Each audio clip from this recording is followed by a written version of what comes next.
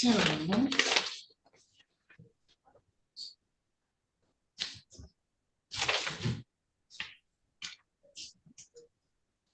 you're Lisa Rafalko, is that correct? Yes, ma'am. Okay, good. And your attorney is Michael Dagger Markosian, so he will be with us in a few minutes. Okay.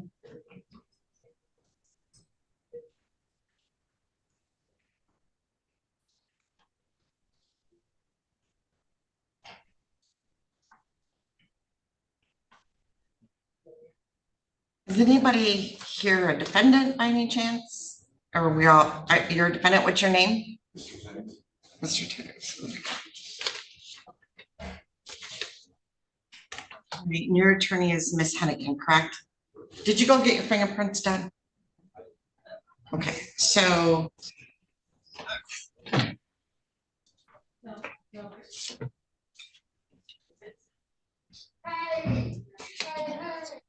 Miss Adams, can we, let's see, this is Madison, let's see, what's your arresting agency? So this is it's an AG case. So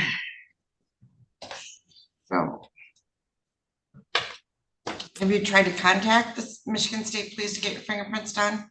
I didn't even know I was supposed to. All right. Miss Adams, I'm looking, I have a fingerprint order from August 4. Miss McGrain.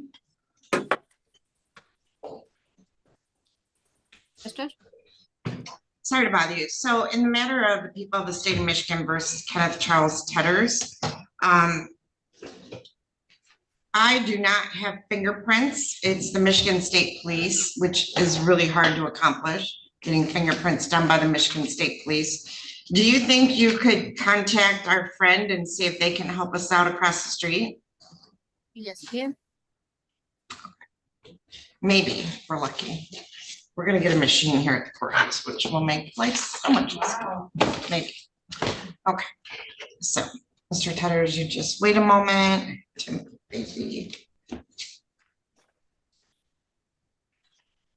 Miss Hennigan, Mr. Tetters does not have fingerprints done yet.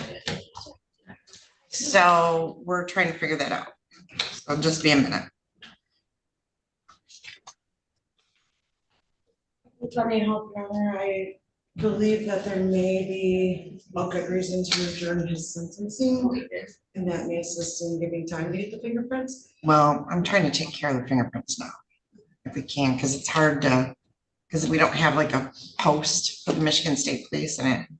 So if you guys are going to adjourn it, that's fine, but I still want that taken care of today. You want me to call it? It's actually a AG case. Yeah, she's here, or Christy Bird is here. Yeah, I'm not sure what her position is going to be. We spoke yesterday. All right, so Mr. Tetters, come on up with your attorney. All right, so we're on the record in the matter of the people of the state of Michigan versus Kenneth Charles Tetters. File number 2000, stand at the podium, 2023-21265FH. I have Christy Berta appearing as Special Assistant Attorney General, and I have Tamaris Hennigan appearing on behalf of Mr. Tetters. I had just asked Mr. Tetters before he came in if he got fingerprinted, and he said no. I do have an August 4 order that we mailed the order to his last known address on Rome Road. Okay, back in August 4, so of last year. So anyway, we're trying to reach out to see if we can perhaps accomplish it today here. I do have a note from Mr. Coast dated July 31st of 2024. It says that Mr. Tetters has been paying his $367 a month obligation and has been paying extra. The system shows that he is $15,031 behind, but he did pay $7,000 on July 29th. So that is not yet reflected in the system. Then his arrearages will be $8,031. He has been making great progress. And based on the plea agreement, his offense should be reduced to an attempt per the agreement. So Miss Berta, I have a little post-it note. We delayed this for 11 months. If he gets it down to 8,600, it could be an attempted, dismissed if he gets it down to 0. Is that correct?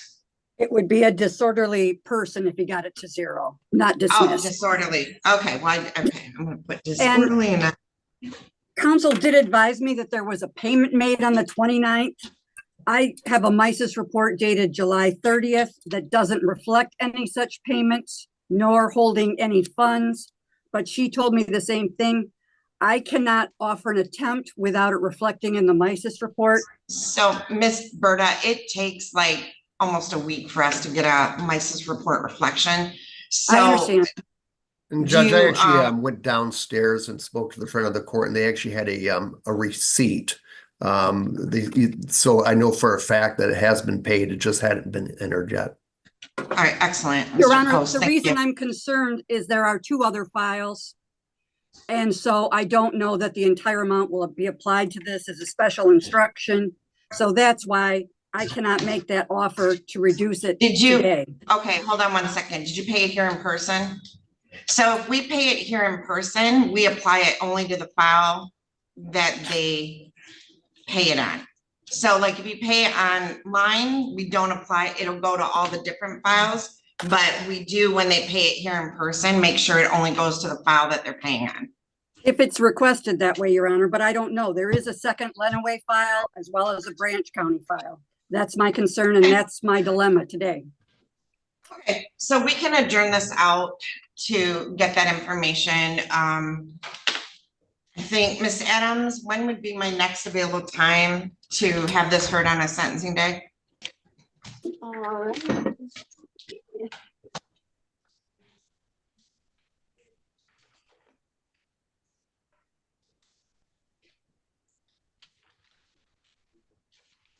We could do August 16th at 8:15. And Ms. Adams, would it be possible to get the fingerprint order as well as a notice of hearing for him and notice of hearing for Ms. Hennigan? Okay. And then Ms. Berta will send that notice of hearing out to you, okay? Thank you, Your Honor. All right, so Ms. McGrain, were you able to get any direction?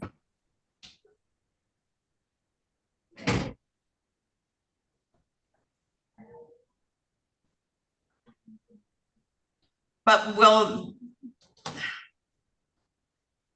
okay. So is the Jonesville Post still open for Michigan State Police? I don't know that one. I know Monroe has one. Monroe, Don't they still do that like us? if you can, Yeah. yeah, if you can get in. Nobody can ever get in there. It's almost like, because you like call and make an appointment. you can try. I was just offering, I don't know. I know that they do that, but most people who try to do that aren't able to get in because it goes to like, whatever. Sierra, do you have a contact with the Michigan State Police? I do not, Judge. So we've not, I can give orders here. want to do that? Yeah. So Ms. McClure is going to give you super secret contact information at the MSP post. Yeah, please don't share it. Okay. I lose my privileges. Okay, so we're gonna get you a copy of the order. We're gonna get you a copy of, I think, Ms. Berta, he can go to any MSP post, right? I believe so. So I know there's one in Jonesville. I know there's one in Monroe. We don't have a post here anymore. They have like an office at prison. So it's not like staffed full-time, but he's gonna have to get that done before we can sentence him. And then make sure you get something from them saying you did it. Because, okay. All right, so you've got a notice of hearing and you got the DNA or the fingerprint order. Anything else, Ms. Hennigan? Okay, all right. Thank you, Ms. Berta. Thank you, Ms. Thank you, Your Hennigan. Honor. You know, I'm just gonna sit here so while. That's fine. Thank you. That's fine.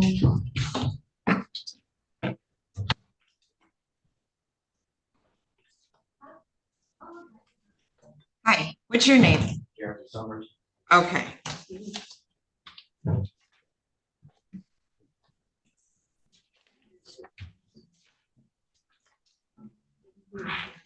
Mr. Murphy, I have Mr. Summers here.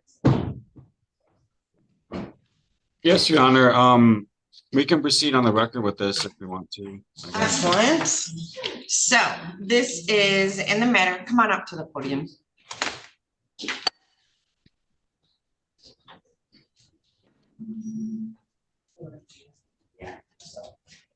Are you on my docket today, Mr. Raines? Let's walk away. All right. This is in the matter of the people of the state of Michigan versus Jeremy Matthew Summers, file number 23-21529FH. I have Matthew Murphy appearing on behalf of Mr. Summers. Mr. Summers is present in person. And I got Ms. McClure here in case we need her for anything. So from the prosecutor's office, let me get your PSI.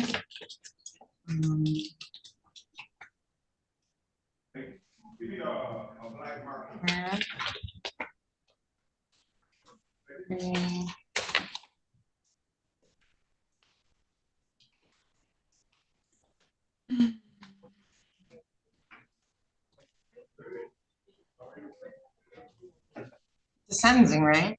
Here's Tedder's. Your Honor, this was taken as a delayed sentence, so I think I didn't know if there was any report from Mr. Coast to put on the record that Mr. Summers was violating. I do have a letter from Mr. Coast, but we didn't do a PSI. That's why I can't find it. All right, Correct. so I have a letter dated July 31st of 2024. Mr. Coast says that Mr. Summers was given a delayed sentence in which he paid fines and supervision fees. Mr. Summers has reported to him as directed and paid his fines off in full. The CCH confirmed he has stayed out of trouble. Therefore, based on his efforts in the plea agreement, he believes that the delay should be granted and the case dismissed.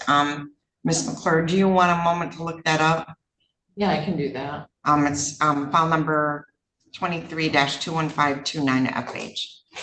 So Ms. Underwood, I see you. Ms. Underwood, you have James Derby, right? Yeah, she left.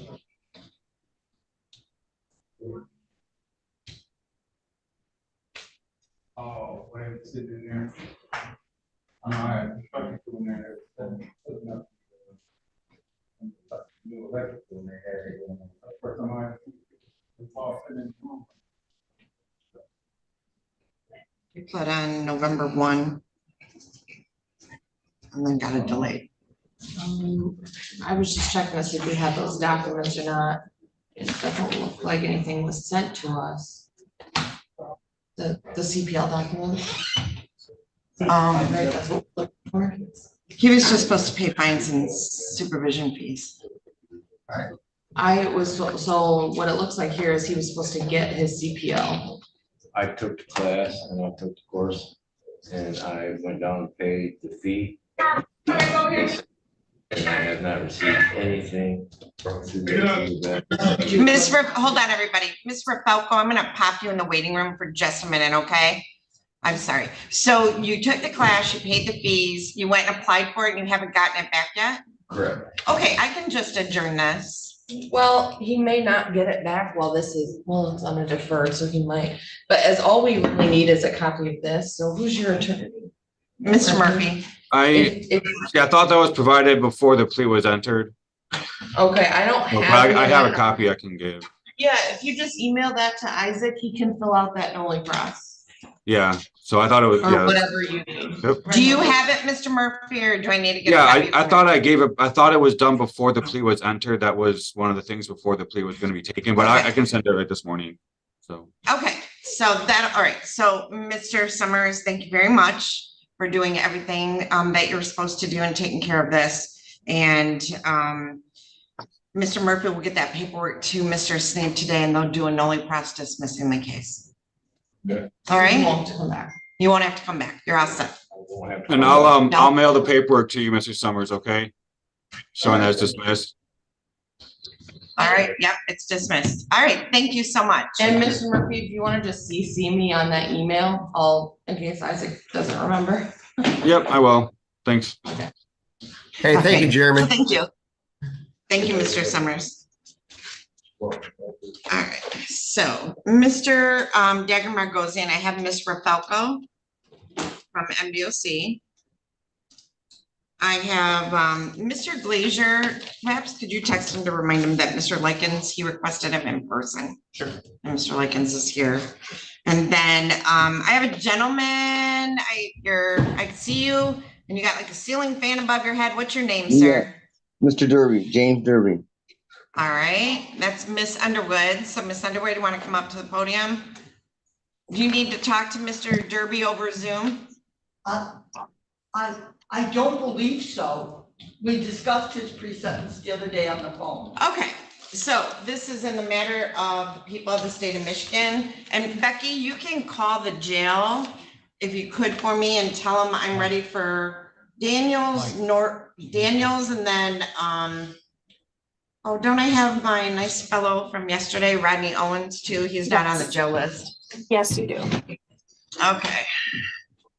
All right, so this is in the matter of the people of the state of Michigan versus James Edward Derby, file number 23-21594FH. I have Rhonda Underwood appearing on behalf of Mr. Derby. I have Phoebe McClure appearing on behalf of the people just because she's here. And I have Mr. Derby appearing via Zoom. I do have a pre-sentence report I received from the District Court Probation Department. Miss Underwood, you received a copy of it? Yes, we did. Mr. Derby, did you have a time to meet with Miss Underwood, even over the telephone, to discuss the pre-sentence report? Yes. All right, are you satisfied with Miss Underwood as your attorney and the advice that she's given you? Yes. All right, have you had an opportunity to ask her any questions and discuss it, as I said? Yes. Miss Underwood, do you wish to explain or challenge the accuracy or relevancy of any information in the pre-sentence report? Not the accuracy or relevancy, Your Honor, of any information. Okay. Does the pre-sentence report disclose any prior convictions in which there exists any known constitutional defect? I don't believe it does, Your Honor. Okay, so Ms. Underwood, originally, Mr. McCarron said he was only going to request fines and costs, but we do have a request for restitution from the Morenci Fire Department, which they're under law. I don't believe so, Your Honor. All right, Ms. McClure. So this case involved a fire, and then the Morenci Fire Department got called. And they're requesting, I just know if you fall down the sand dunes in Michigan, you're gonna pay a fortune to get back up it from the fire department. So they have done a request for restitution. Ma'am, Yeah, Your Honor, in this case, if we know anything about this case, it's that Mr. Derby did not call the fire department. no, he did not. There was no allegations that there was anything illegal done by Mr. Derby prior to his making the mistake and putting his hands on the fire person for which he is being duly sentenced. It would be our position that restitution under these circumstances, the officer has no restitution. He was not injured. There was nothing, nothing. If the fire department, I suppose, wants to file a civil claim against Mr. Derby for any expenses they incurred, therefore you do that. But I don't believe it's restitution under any part of the statute. And I'm not, so the trailer was on his property and it was a loss, so he burned it down. And someone else called the fire department. And he started the fire. I don't see why he wouldn't be responsible for. He's, but he didn't. He's not doing anything illegal on He his wasn't doing property. anything wrong. He was allowed to burn the fire? There's nothing illegal about it. It's a rural area and it's I his burn all kinds of property. stuff at my house, but I don't know what the law is behind it. So, Is it, I mean, if it's real property. It was a trailer though, I don't know. I don't know the answer to that question. I know I don't usually reimburse insurance companies. Does MDOC have a policy regarding, Not that I'm aware of. okay, I mean, I know if you get a drunk driving, you're responsible for cost of prosecution. I don't know if it's similar to that. I don't think so. You don't think so, what? I don't think, I That it's think this, similar? yeah, I don't think it's similar. It'd be like if I have a bonfire at my house and my neighbor gets mad. And that's a big amount of money. I mean, we aren't talking, and I don't think it's legitimate restitution that can be ordered. I can't even find the case in our, It's, all right, I know we do police and fire restitution when it's a crime involving whatever it is, and this isn't a crime involving the fire. It was just, he got mad that they showed up, but, I don't think I'm gonna order the restitution. I think they can come back civilly and, like you said, and request it. All right. So any other issues then? Thank you, Ms. Nothing, Your Honor. Mr. Derby understands that, what he did was inappropriate. I think the, recommendation of the, District Court Probation Department is, on point, Your Honor, and we would ask that be followed. Okay. Well, that was an interesting discussion. All right, so anything you want to say on your own behalf, Mr. Derby? No, ma'am. I'm comfortable with what Ms. Underwood said. Okay.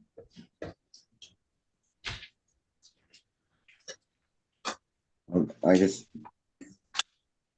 like to say I'm sorry for touching the environment. I didn't mean this to turn into anything like that. Okay.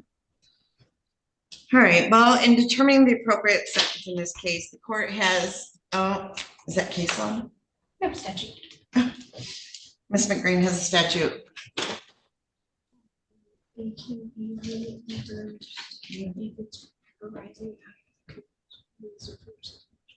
Nice. All right, so Ms. McGreen did find the statute MCL 769.1F. And it says that cost lost or expended by a fire department or EMS, including volunteer fire departments or voluntary emergency medical service, must be related to the incident from which the conviction arose. In this case, the R&O has nothing to do with the fire. I don't think so. Okay. All right. There we go. The criteria and reasons for the sentence are the nature and gravity of the offense, the discipline appropriate to its commission, deterrence against repetition by you and by others, potential for reformation, vindication for the law and the protection of society. I think if it had been an MDOP of property where you burned some, it would have been orderable, able to be ordered. So Mr. Derby, they came there on a call, they were just doing their job. So I appreciate you understand it was wrong, how you reacted to that.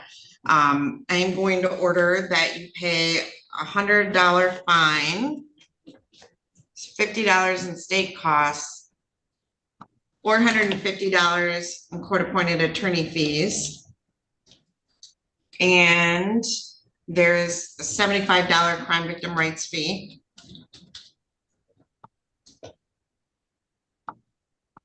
And that can be paid to the circuit court clerk's office on the 3rd floor of the courthouse. We'll mail a copy of that to you. There's no probation because it's not being requested. I will give you 6 months to pay that. All right, Mr. Derby? Yes. And then you do have the right to appeal this sentence. We're going to mail to you your notice of right to appellate review. There will be 3 copies. And I believe they also mailed to you a judgment of sentence, because there's no probation.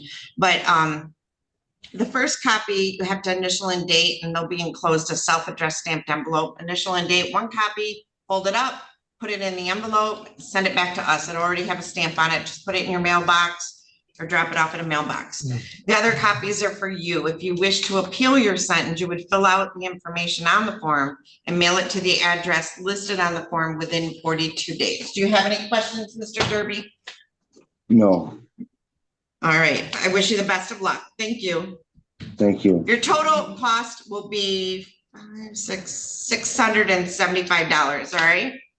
Yes, Okay, thank you. you're welcome. Good Thank luck, you. Mr. Derby. Ms. Underwood, I think that's all you had. I don't I believe do have a you pickup. pickups. I do. I brought Mr. Owens back today. Mr. Who? Owens, Oh, from yesterday. That's correct. yeah. All right, Did you want to do that now or? maybe Should I go it's in my downstairs? jail window. I don't know how to get out of here. I'm gonna help you. All right, Mr. Glazier, you had requested Mr. Likens appear in person, so he's in holding. Oh, I forgot, I did that. Do you wanna do, the other kid first and then I'll come over there? Norton? Mr. Norton is in jail. Yep. If I have him, I can. Yep. I've Yeah, got a couple jail windows, so let's see who they brought. Yeah, I'll do Norton, then I'll come over on Likens. Okay, okay. All right, Mr. Dagger Margosian, while I'm waiting for the jail windows to open up, we can take care of Miss Rafalko if you'd like. That's fine, thank you. Okay. Just speak with her briefly. Yep, let me call the case and I'll put you in a breakout room. So this is in the matter of the people of the state of Michigan versus Lisa Marie Rafalko, file number 24-21800FH. I have Michael Dagger Margosian appearing on behalf of Ms. Rafalko, and I have Phoebe McClure appearing on behalf of the people. So, Mr. Dagger Margosian, I am going to open up some breakout rooms, and I'm going to assign you and Ms. Rafalko to give you an opportunity to speak. Go ahead and join that breakout room. All right, I have a gentleman in jail Zoom 3. What is your name, please? Tyler Daniels. Okay, let me get your file. Mr. Murphy. Your Honor, could I speak you to ready? Mr. Daniels briefly? All right, this is in the matter of the people of the state of Michigan versus Tyler Gregory Daniels, file number 24-21727FH. I have Phoebe McClure appearing on behalf of the people and Matthew Murphy appearing on behalf of Mr. Daniels. Mr. Daniels, client would like to talk to you, so I'm going to assign you both to a breakout room. So go ahead and join that breakout room. All right, I have one more jail Zoom room number 2, and video and audio has not been started.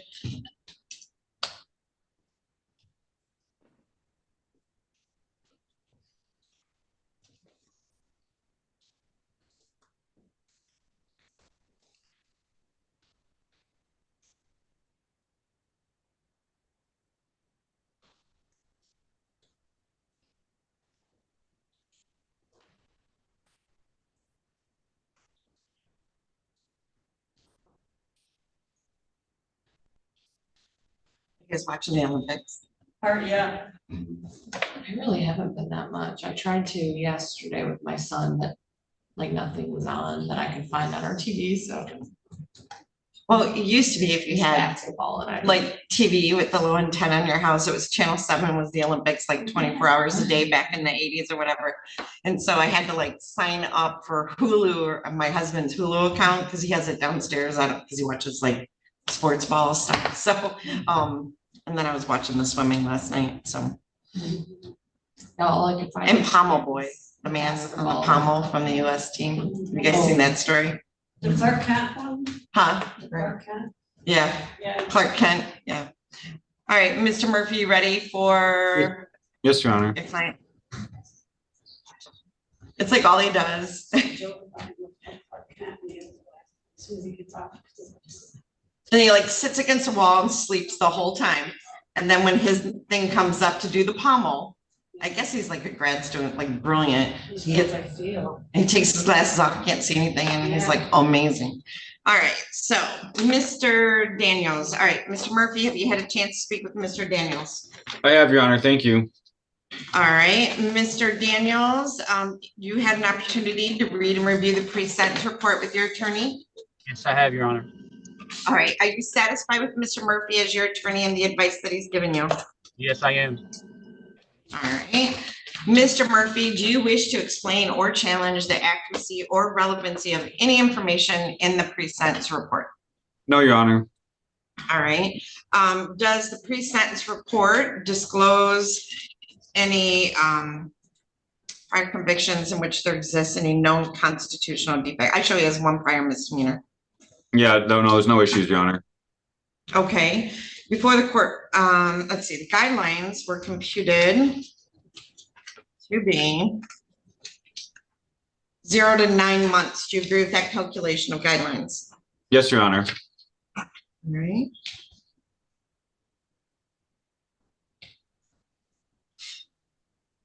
All right, before the court passes sentence, is there anything you'd like to say on behalf of Mr. Daniels? Your Honor, just briefly, I would ask the court to adopt the recommendation to the time that he's served already incarcerated. It's within the guidelines. I believe it's appropriate. Given his past, he has minimal criminal history. You know, this is a wake-up call for him in regards to moving forward. You know, if he doesn't change his behavior that resulted in this, obviously he'll have more situations like this. I don't believe he will, though. I believe, again, Your Honor, that the sentence he serves is appropriate. I'd ask the court if there's any fines that the court was going to impose, just to impose a reduced fines. Again, hopefully with this, the time that he served, now he's going to move along with his life.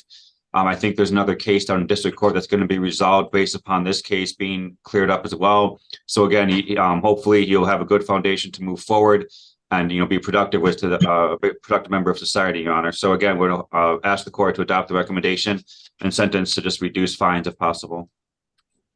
All right, so Mr. Daniels, is there anything you want to say on your own behalf? Oh, yes, Your Honor. I have, I did the time I've done this this year, and I've never done time like this before. It's really like taught me a lesson. It really showed me, you know, what in the real world, you know, the way I should be acting, and things I shouldn't be doing, because it could put me right here in this place. And I really just want to get home to my kids. My grandma's sick, and she actually has my older son right now. She fell the other day, so she hurt her chest cavity. I'm really just trying to get home to my family and take care of my kids and my family. So, Mr. Daniels, you never got in trouble until this year. You got a retail fraud, you got these cases, whatever is going on in district court, which when I look at the summary of the events that occurred in this case, and I see a prior retail fraud, that indicates to me that you have developed at least the beginning of, at the very least, or you are in the throes of a substance abuse issue, okay? So the reason I say that is because you need to be very aware of the course your life's going to take at this point. Because it's not uncommon for me to get people, especially in my recovery court, who have never had any trouble with the law, and then all of a sudden they develop a substance abuse issue and they end up going to prison. So I want you to know that I know you're clean now, if you weren't before, and maybe you don't have a substance abuse issue, but on paper it looks like you do. There are multiple programs in our community. We just, APD has been doing it for a long time, and the Sheriff's Department has joined in with them, and it's called Hope Not Handcuffs. And basically it's a program when you've hit bottom and you don't know where to go for help, you go into them and they will help you find a rehab, find treatment. I mean, it's a great program to address this issue and keep you with your family and your support systems. So I hope, if this is what this stems from, that when you get out, you do take steps to get it under control and get the help you need, okay? Yes, Your Honor. All right. In determining the appropriate sentence in this case, the court has considered the seriousness of the offense, your history, the principle of proportionality, the statutory penalty, the cost of confinement, the sentencing guidelines, the report and recommendation of the probation department, as well as what has been said upon the record at this hearing. The criteria and the reasons for the sentence are the nature and gravity of the offense, the discipline appropriate to its commission, deterrence against repetition by you and by others, the potential for reformation, vindication for law and the protection of society. I forgot to add on the hope not handcuffs. The purpose of that program is there would not be criminal charges. Like, you can hand over your drugs and tell them you need help, and there's not going to be criminal charges. They will help you. If you're afraid to do that, you can always come to the courthouse and come to my courtroom, and I will make sure they put you in touch with resources, okay?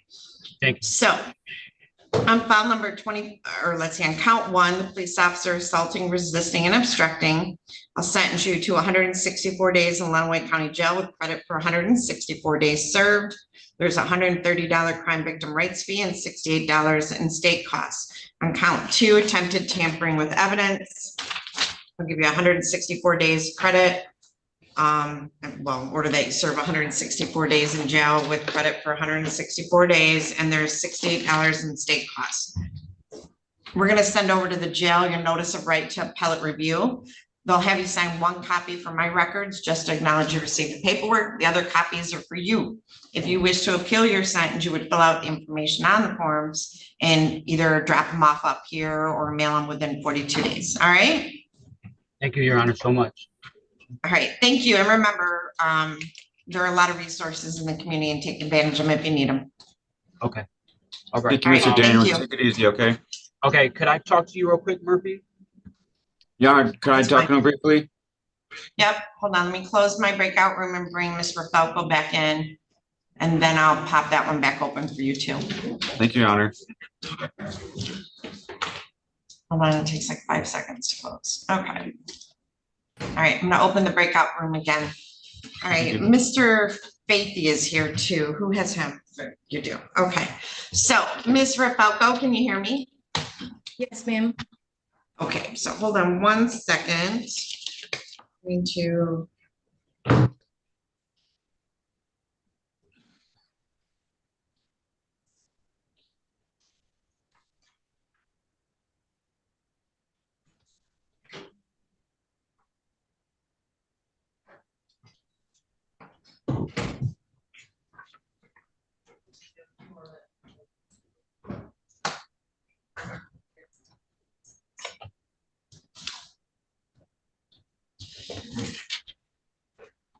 I have to keep really good notes. Miss Faethe is out, so it takes me a minute to make my notes. All right, so.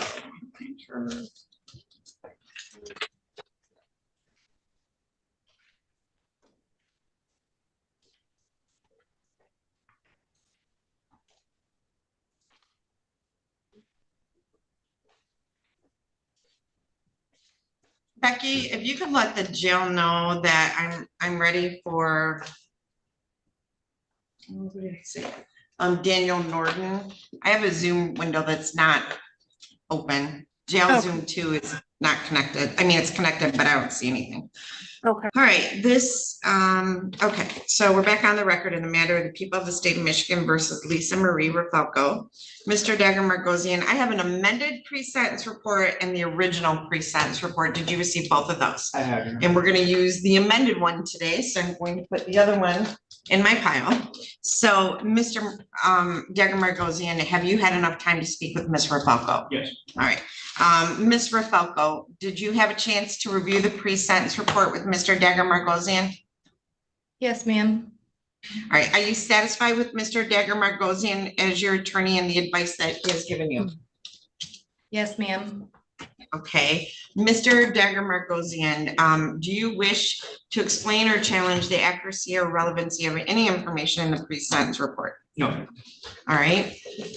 Does the pre-sentence report disclose any prior convictions in which there exists any known constitutional defect? Not to my knowledge. Okay. I will make note that Ms. Walsh correctly stated there is a sentencing agreement that the defendant's sentence would be 42 months to 240 months, will be concurrent with her current prison sentence, and she will receive credit from March 1 of 24 to present. And I know that her recommendation is different, but she's required to follow the guidelines. And so she made a recommendation. The court will, of course, honor the sentencing agreement that was entered into the day of the plea. Okay. The probation department has computed the minimum sentencing guidelines to be, let me find them. Where'd they go? Right in here. There's two PSI, so let me back up.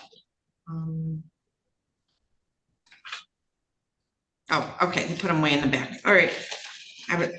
Okay, so Ms. Walsh calculated the guidelines to be 72 to 120. Do you agree with that calculation of guidelines? Your Honor, I have no challenges at this time. Okay. There was an updated That is guideline. correct. Judge, it was 51 to 85. So that's what I'm looking for. And usually, like when I have two PSIs together, like an old one and a new one. That's why we sent you an updated one actually, because the guidelines were updated. Did you send it a separate page? No. Because I don't have it. You know what? Larry walked it over. Okay, I don't have that one. So what are you saying the guidelines are? 51 to 85. Do you agree or have any position on that? Judge, I'm gonna, in all transparency, I think the original scoring was 51 to 85 and the amended is to 72 to 120. So Mr. Dagger-Markosian believes that the original one was 51 to whatever, and the amended one is 72 to 120. And the amendment is based on, the original scoring did not include scoring of a few, either one or two high severity offenses for PRBs. And so that's what created the higher scoring. I just want to go on the record as saying, this is the first time in history that any defense attorney has said, no, they should be higher. Well, I think you get a little sticker for that, Mr. Dagger-Markosian. The caveat obviously is that there is a sentencing agreement. I know. So. Okay. Ms. Walsh. But I did want to make sure that we have the proper scoring. Is that correct? It's 72 to 120 on the amended? I don't believe that's correct. I believe it's the 51 to 85. I mean, I'll agree that it's 51 to 85. All right, well, I don't think he's going to argue with you anymore about that. So could I get a copy of those guidelines, please? Because I do not. Yes. Okay, so I will sign that upon presentation. What's in the old PSI? Oh, maybe that'll help. I have the old PSI here. So I have the original PSI, and it said 51 to 85 in the original PSI. And that was the original one that was provided with the PSI we received on June 20th. So the new PSI that was provided to me on July 2nd of 24 has a sentencing guideline of, as Mr. Dagger-Markosian stated, 72 to 120. So I do think the 72 to 120 might be the new one.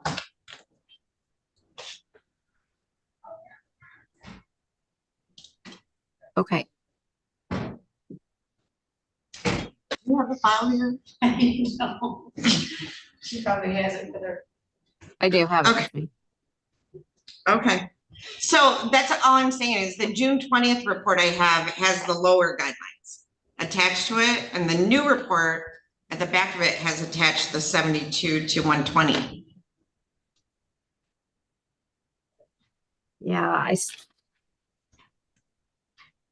Okay, well, I mean, Ms. Walsh is the Michigan Department of Corrections. If she wants to do the, Whatever guidelines are on the amended PSI, I think that's the best way to just go about it. okay, so I'll sign the one on the amended PSI. And I'm gonna go back and look at them when I get off the bench today too. Date this, 8/1 of 24. So I will double check those when I got off the bench. sorry for the confusion. It was very confusing and our new system is not forgiving and Larry and I sat down and went over these with Allison and it was, yes, confusing. All right, so I'll look at those and figure that out a little bit. Okay, so we'll go with that then. Mr. Dagger Margosian, is there anything you would like to say on behalf of your client before the court passes the sentence? Your Honor, just briefly, I guess I would just ask the court to follow the sentencing agreement for the 42 months, 42 the top end of it. 42 to 240? 240. I'd ask the court obviously to give the credit as we all on from March 1st to today.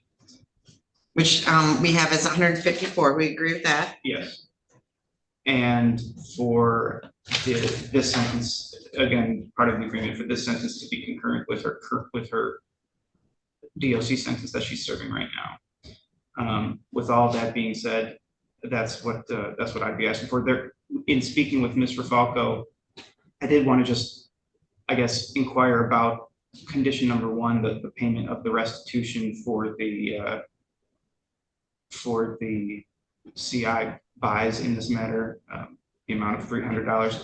I don't know if we see the restitution asked on MDOC sentences. If that is the case, and if the court does order that, then we have 2 questions. Number 1, could that, or is that restitution payment going to be deferred until she's out of DOC? And then second, if it's not, if she does have to pay that while in DOC, if she has somebody on the outside to pay that, could that be done in English? So those are the 2 questions we have. Okay, so my understanding, Ms. Walsh, is that restitution, fines and costs, they will take it out of their personal account and leave like a maximum of $50 in their account for them. Is that correct? I have no idea how they do that in prison. So someone could pay it here and like the restitution in the amount of $300 here, but they will take it out of her account. So when people put money in, they will take it out. That's what I thought, and I think it's once her account is $50 or over, they take up to 50% of that. That's Yeah. So if people are gonna put money in her account, if they want to just dump all the money in, they'll take it out and pay all this off. So Okay. the best. Oh, Sorry. yes, Ms. Rafalko, go ahead. So the best way to pay it off is to just put it on my account? Well, they can pay it at the clerk's office here. I don't know how long paperwork gets processed between MDOC and here. I almost think it's probably better.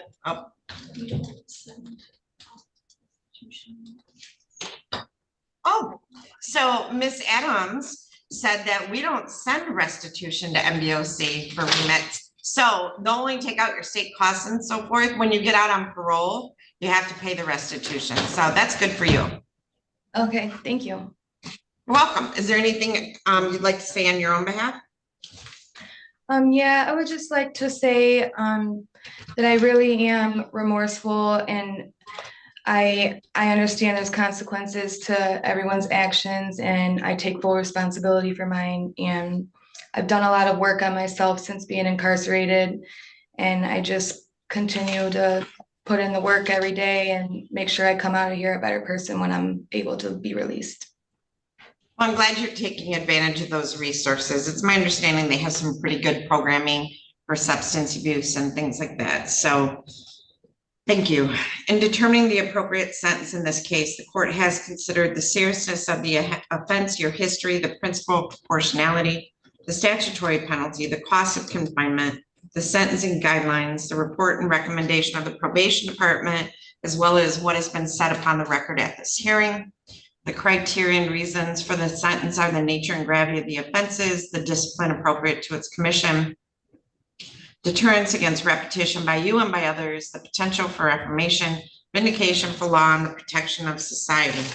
It's a sentence of the court that you will serve 42 to 240 months with the Michigan Department of Corrections. I will give you credit for time served of 154 days. This will run concurrent to the sentence you're currently serving.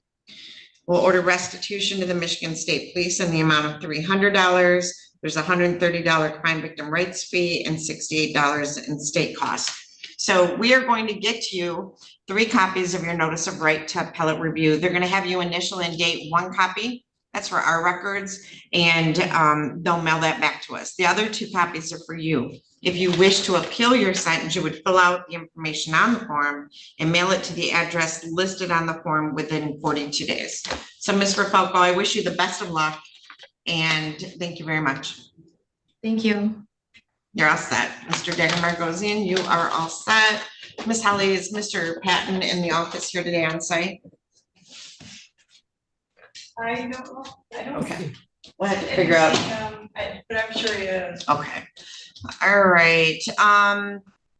Okay, so you have Faethe? All right. Ms. Rafalko, I'm going to remove you and you're all set. Thank you. And I'm going to bring in Mr. Faethe.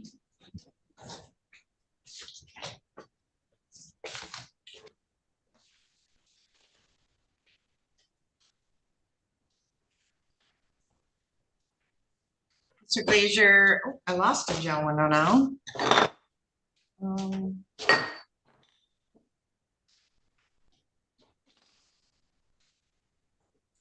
Mr.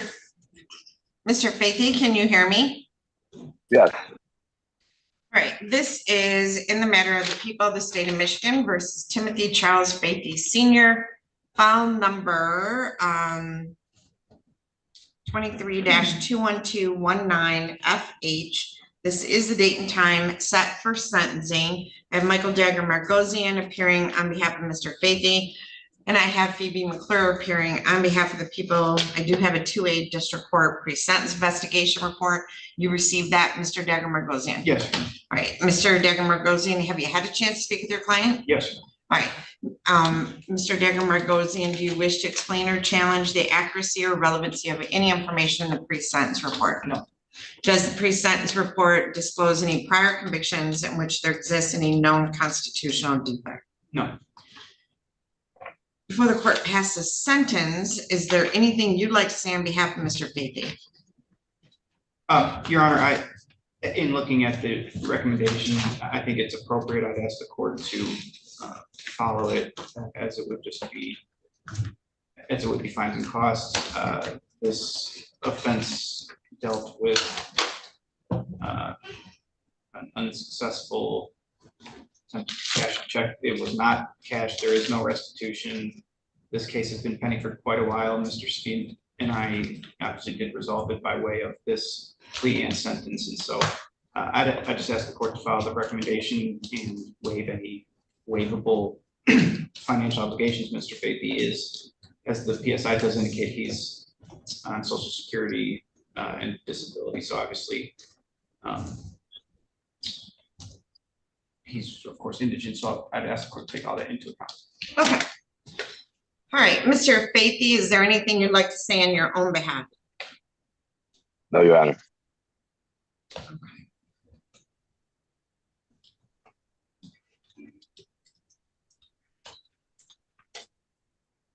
In determining the appropriate sentence in this case, the court has considered the seriousness of the offense, your history, the principle of proportionality, the statutory penalty, the cost of confinement, sentencing guidelines, the report and recommendation of the probation department, as well as what has been set upon the record at this hearing.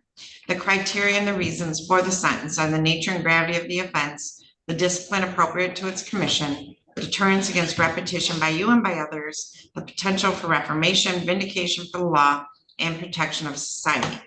Mr. Faethe, the recommendation is for fines and costs only.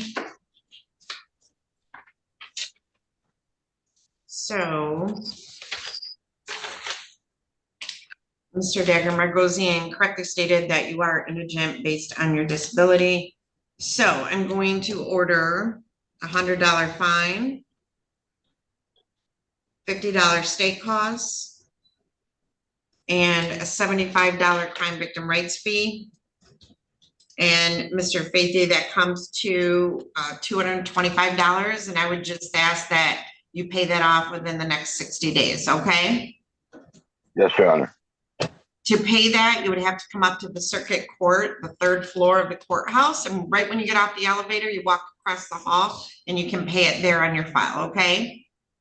Yes, Your Honor. Mr. Faethe, we're gonna mail to you 3 copies of your notice of right to appellate review. Also in that envelope will be a self-addressed envelope with a stamp on it to me. So you're gonna initial and date 1 copy where it tells you to, fold it up, put it in the envelope, put that envelope back in a mailbox to come back to us. The other 2 are for you, and if you wish to appeal your sentence, you would fill out the information on the form and mail it to the address listed on the form within 42 days. Do you have any questions, Mr. Faethe? No, Your Honor. All right, thank you very much. You're all set, Mr. Faethe.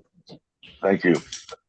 All right, Mr. Glazier, I'm gonna take care of Mr. Owens next, but I'm gonna guess Mr. Norton is lined up behind him because I think they only have 1 Zoom open for me. All right, Mr. Owens, can you hear and see me? Yes, bro. Okay, so Mr. Owens, where is?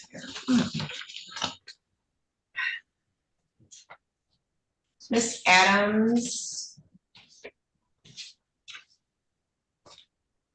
Okay, hold on 1 second, Mr. Owens.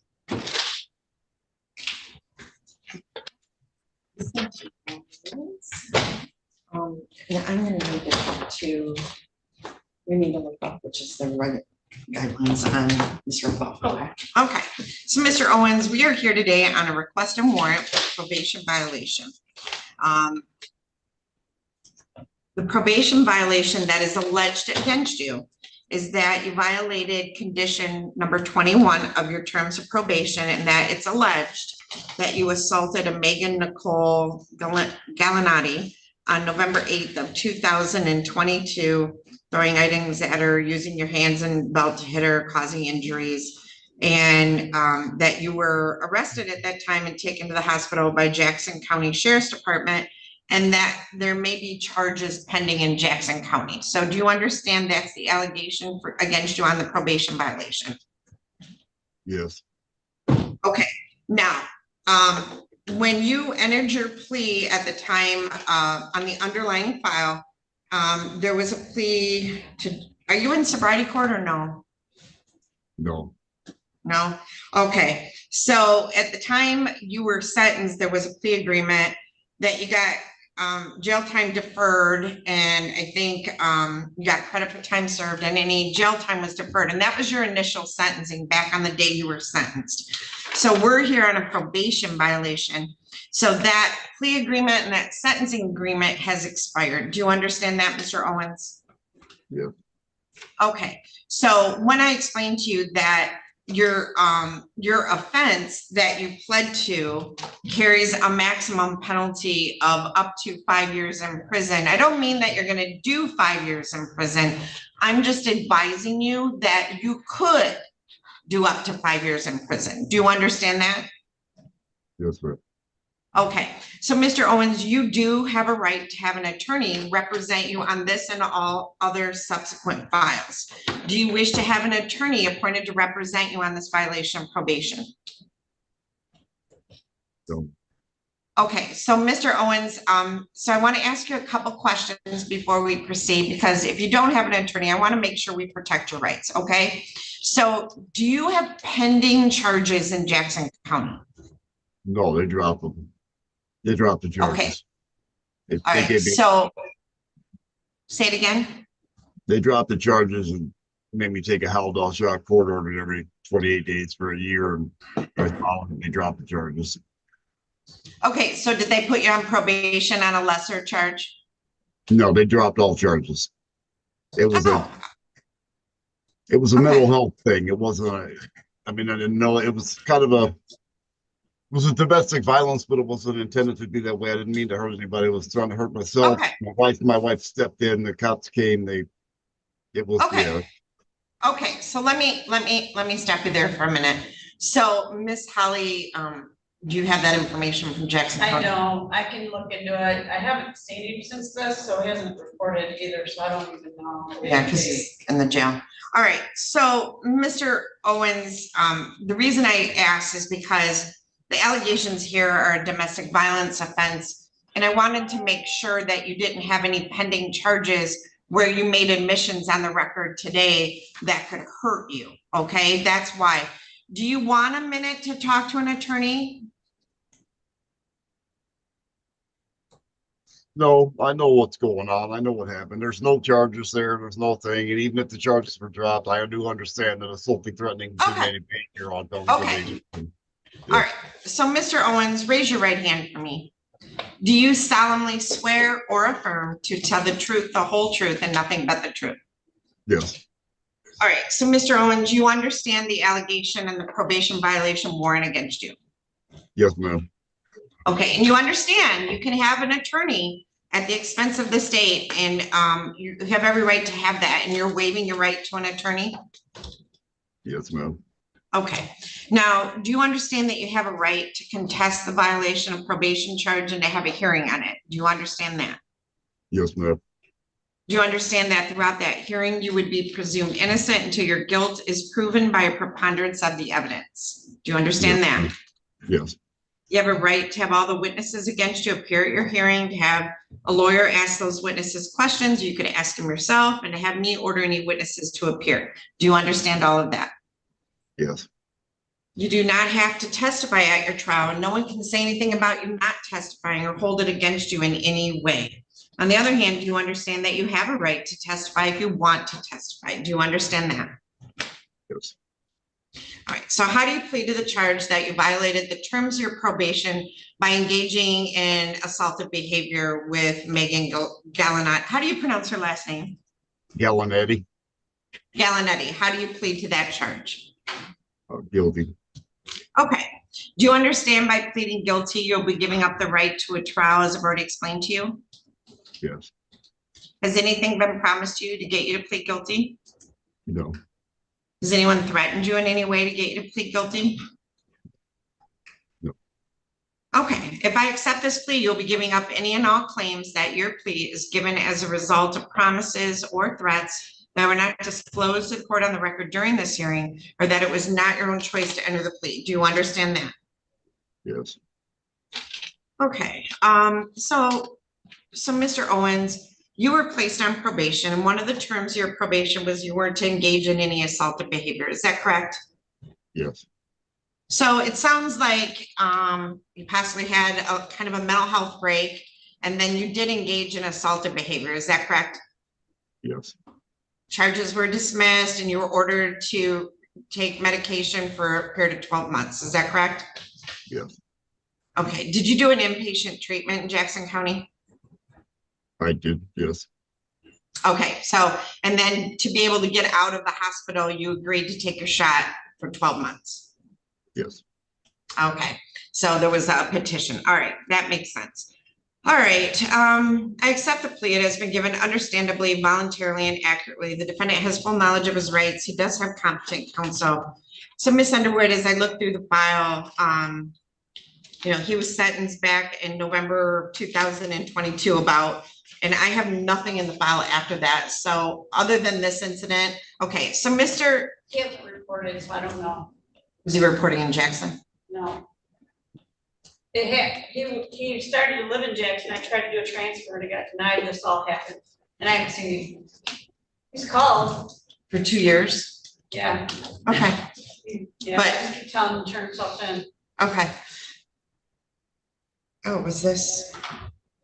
Oh, this violation was from 22. Yeah. Okay, all right, so Mr. Owens, you were placed on probation, and when we don't, how long does he have left on probation? So he was put on 10/27/22. 22, and how many years? 3, 3, 4, 2, 5. So he has till October 25. Okay, so here's what I'm gonna do, Mr. Owens. I know you're living in Brooklyn, but you have to report once a month, okay? Is it once a month? He should probably come in every other week. Are you working, Mr. Owens? Oh, ma'am, I haven't, since this occurred, a little bit before this, I have a blood clot from 3 inches above my navel and 2 inches below my knee. I'm dealing with intervention radiology at the University of Michigan with all this right now. I'm having a hard time taking care of it. They can't get it to go away. So there's a possibility I could lose my work. I go back October 22nd. I go back to U of M. They're gonna They're gonna do a transplant, artificially create a vein, put it in my left leg, see if that works, but that's why I'm not working. I'm not working because I don't want to work. Okay, okay, all right, so Mr. Owens, here's a couple things I want from you, all right? One, I'm gonna release you on a PR bond today, okay? I'm gonna order that his bond or his probation terms also include the language that he's required to take that shot every month as ordered through Jackson County, okay? I'm going to order that when you get out of jail today, you walk across the street, you come to that courthouse and you come see Miss Holly today, all right? Okay. Okay, so she has lunch from, I don't know, 12 to 1 or whatever it might be. So if you get here and she's at lunch, you wait till she gets back, okay? Okay. And then I'm gonna set sentencing for November so that he can get all this information from U of M. So I need you to provide verification. So people come in and they tell us this is going on and that's going on. And we understand that, but without documentation, we can't really do anything. So I need you also to get some documentation to Miss Holly about the stuff going on with U of M, okay? All right, and Miss Adams, can I have a November sentencing date? Judge, we could do November 8th at 8:15. Okay, so hold on, I'm gonna set it for sentencing on November 8th at 8:15, and you can do that via Zoom or in person. All right, but Mr. Owens, you're gonna come over, you're gonna report to her, she's gonna change your bond conditions, require you to get your shot as ordered. You're gonna provide her documentation for U of M, and what else? And you're gonna have to come in and see her. You have to report here, okay? And then if we can transfer you to Jackson, we will. But she has to physically lay eyes on you to make sure you're okay, all right? Well, You still have the same address? Are you still at Bayberry Court? yes. Okay, all right, so when you get out of jail today, like I said, I'm releasing you on a PR bond. Ms. Holly will do a pre-sentence report. We'll see you back in November. If you dip out on us and we can't find you, I'm gonna issue another bench warrant and bring you in sooner, okay? Yes. All right, so when you get done today, come see Miss Holly out of the jail. All right. Okay, anything else, Miss Holly? No. All right. All right, thank you, Mr. Owens. You make sure you come over here, okay? Thank you. Thank you. You're all set. Can you tell them I'd like to see Mr. What's his name? Norton next? Norton?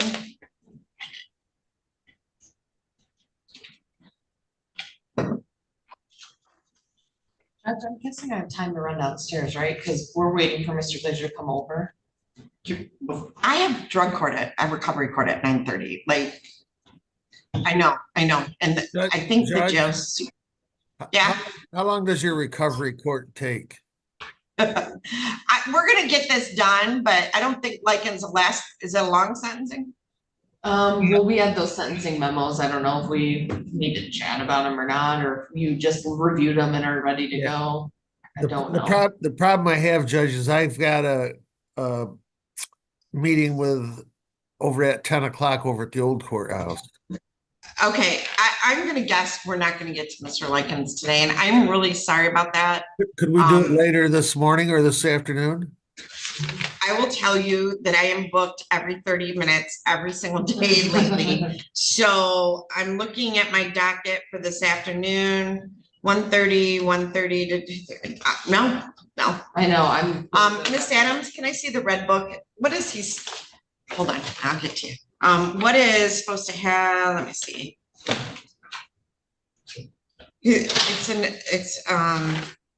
I don't even think we need to argue on the memos. I know Mr. Glazer probably has to get to that meeting. That's important.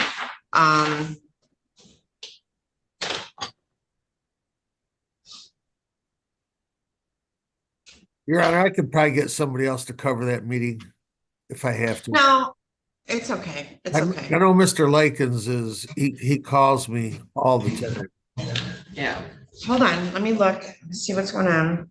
This afternoon, I'm looking at this afternoon.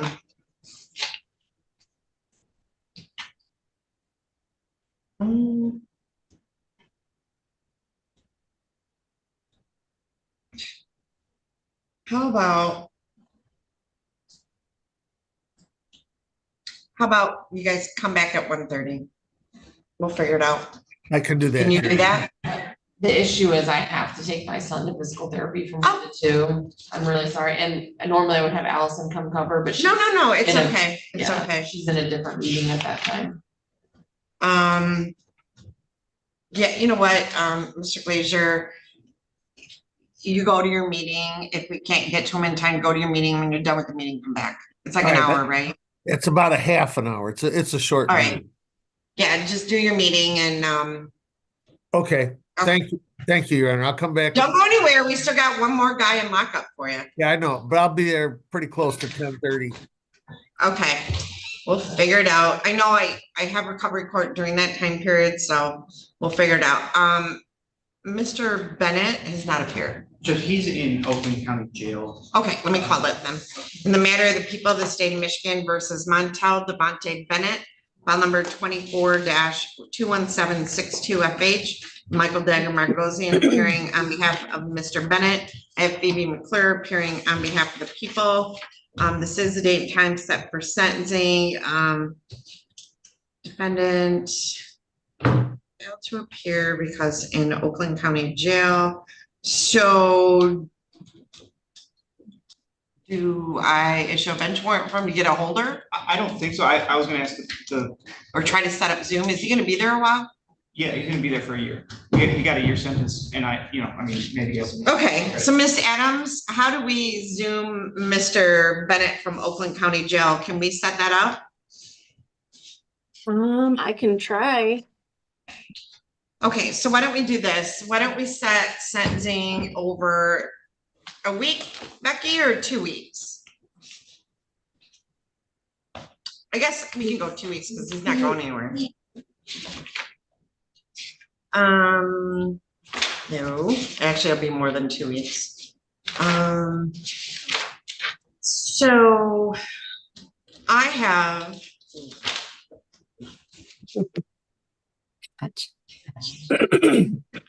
Sorry. So I could. Well, you have arraignments down the hall because I have like a week long. He's in there for a year, so let's look. Let's bring him back. Let's bring him back at 8 a.m. on September 5. That's like the next time I could probably, or I could do, how about September 5 at 8 a.m. You know, I start early, so. I have a jury trial at 10. I guess that should be. This will take like 10 minutes. Yeah. I can go another week. He's not going anywhere. I know. I can go to no jury, drug court. I could do September 12 at 8. Because I don't have much going on that day, really.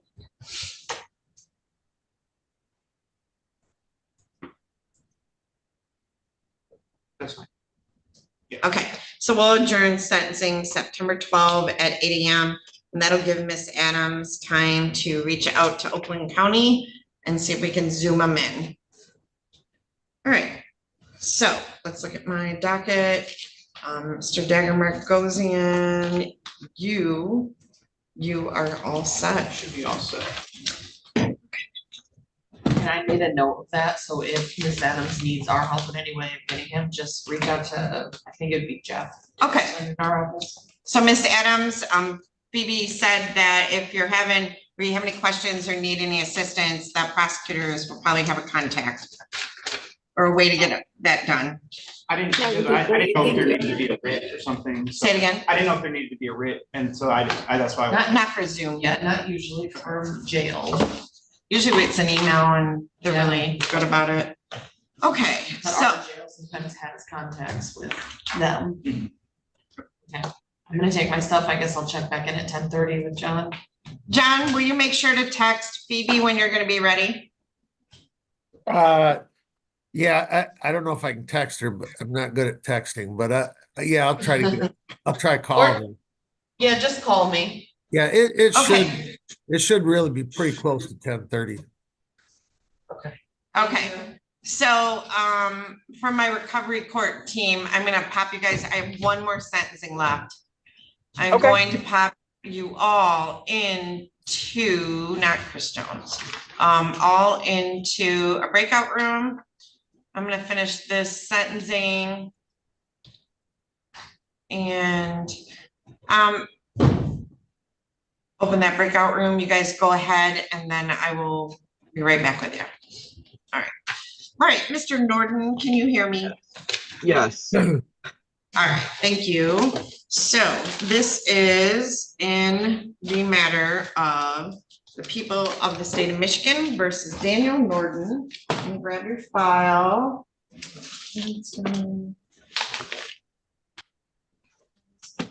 All right, file number 23-21382FH, 24-21826FH. This is the date and time set for sentencing. I have John Glazier appearing on behalf of Mr. Norton. On file number 23-21382FH, this is a violation of probation sentencing. On file number 24-21826FH, this is sentencing on a new file. Did you receive both of those reports, Mr. Glazier? Yes, I did. All right, Mr. Glazier, have you had a chance to speak with Mr. Norton regarding these files? I haven't. I don't know if I need to. Mr. Norton, you need to talk to me at all? No, that's up to you.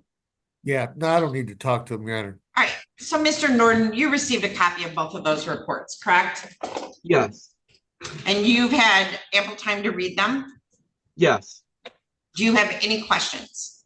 No. All right, and you don't need to speak with Mr. Glazier at all? No. Okay, Mr. Glazier, do you wish to explain or challenge the accuracy or relevancy of any of the information in the pre-sentence report? No, Your Honor. Does the report disclose any prior convictions in which there exists any known constitutional defect? No, Your Honor.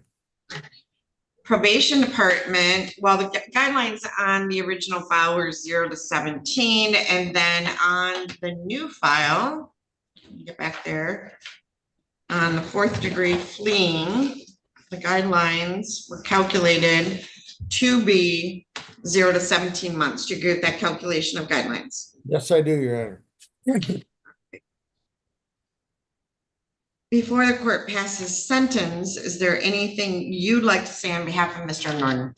No, I don't, Your Honor. Mr. Norton, is there anything you'd like to say on your own behalf? I wanted to say something, Your Honor. I think Mr. Norton said he didn't want to say anything. Oh, I'm sorry. I thought that was you. Never mind. Go ahead, Mr. Glazier. Your Honor, I just wanted to let you know and let the court know this.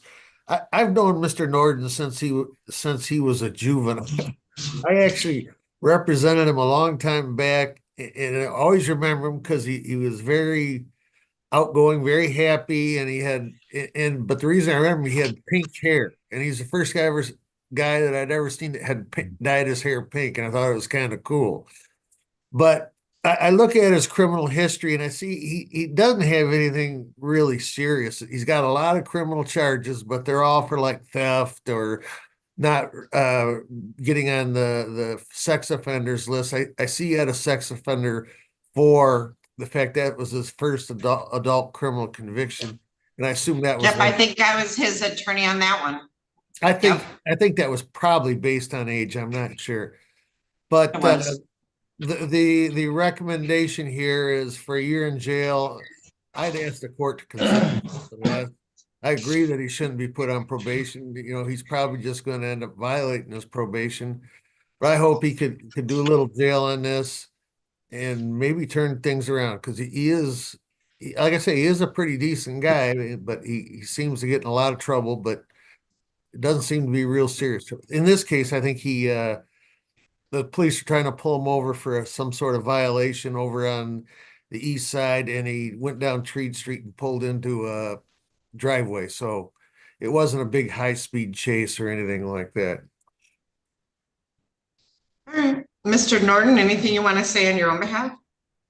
I just want to say I took full responsibility for what I did, and instead of trying to change my life around, I'm an inmate worker for 90 days. I just want to answer this court if they could be lenient on my sentence, and that's it.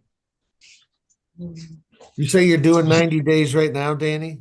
I've been in jail for 90 some days, and also I'm an inmate worker, so. So when's your out date on the one you're doing? You know, I'm not sure. I'm not sure.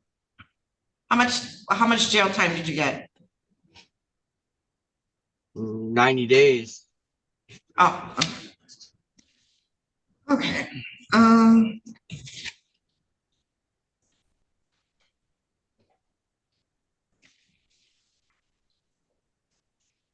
mean, okay.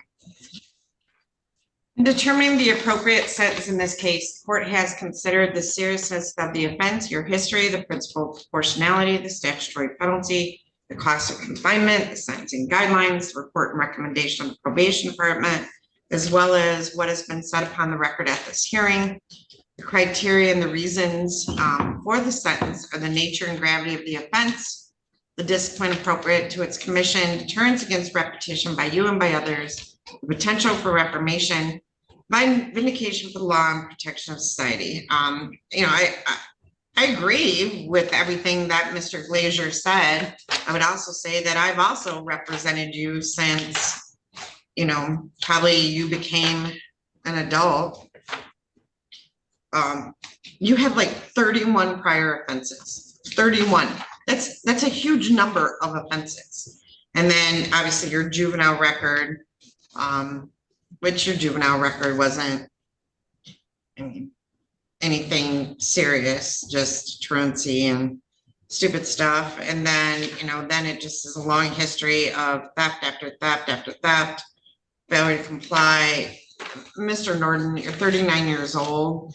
What Mr. Glazier didn't say is, for the love of God, it's time to get your head out of your butt and be an adult and stop getting in trouble all the time.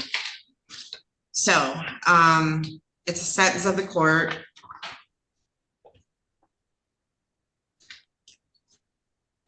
That you will serve on the probation violation, 226 days in jail with credit for 226 days already served. I will revoke your probation. And that's on file number 24-21826FH. On file number 23-21382FH, I'm not going to give you a pass because, you know, this isn't a free pass to just get in trouble because you're serving time on something else and you're a nice guy, but that might be, but you still keep getting in trouble and there's a penalty for that. You don't typically do awful on probation, but you have violated probation. So on that file, it's the sentence of the court. You'll serve 180 days in Lenawee County Jail. I'll give you credit for 86 days time served. So you'll have to do whatever the balance is. There's a $130 crime victim rights fee, $68 in state costs, and there's no DNA fee. He's been on probation and parole for like ever. So I'm not gonna order a DNA fee and no probation. Mr. Norton, figure out what you gotta do to change this. Cause I mean, you're almost at the point where you have more felonies than everybody else, you know? So we're gonna mail over to the jail 3 copies of your notice of right to appellate review for each file. You're gonna have you sign a top copy for each of those files, and they're gonna give those back to me just to acknowledge you received the paperwork. The other copies are for you. If you wish to appeal your sentence, you would fill out the information on the form and mail it to the address listed on the form within 42 days. Mr. Norton, I mean it. It's time for you to figure out what you're gonna do. You're a little too old to be spending all this time in jail, and you do well in jail because you're working. You know, so I wish you the best of luck. Thank you. Anything else, Mr. Jones? And that's concurrent. No, nothing, Judge. Okay. All right. Thank you. You're all set. And that concludes our docket. Mr. Glazier, I have recovery court team meeting from 9:30 to 10:30. And then it's usually about 10:30 to 11:15 that we meet with the members, but in and out. Okay. Okay, I'll be over right after I finish this meeting. Okay. Thank you. All right, thank you.